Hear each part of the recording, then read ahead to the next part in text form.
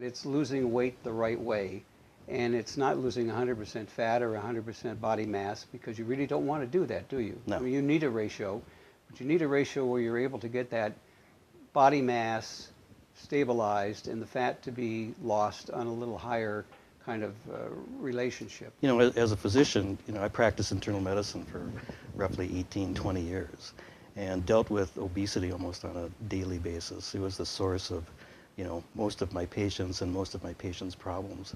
And a lot of times we would send them to dietitians, and we knew what healthy weight loss was. And it's right around 1 to 2 to maybe 3 pounds a week. And once you start getting above that, you start, you know, number one, losing more muscle mass, straining your organs, particularly your kidneys, and in general, you know, making the whole weight loss process, you know, probably more miserable than it has to be, and probably is a bit more unsafe than it should be. And so we know that when you make a dietary ingredient, you're not expecting it to be a magic bullet. And our company for sure understands that totally.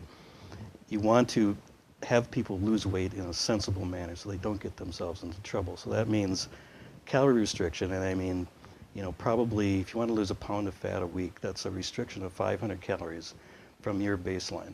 So, you know, 7 times 500 is 3,500, so that's a pound of fat basically. So if you restrict 3,500 calories a week, and most of that is using fat for energy, you should lose a pound of fat. So somewhere in that range is what we expect for a calorie restriction. And then we expect them to exercise, and we promote some sort of exercise program. It doesn't have to be running marathons. It can simply be walking for 30 minutes 3 times a week. Anything to get them off the couch and get them moving. You know, short of that, you know, you can use things like 7-keto to what I call pharmacologically increase their energy expenditure. So instead of relying just on activity to increase calorie burn, we can actually help them with their calorie burns by adding 7-keto to the process.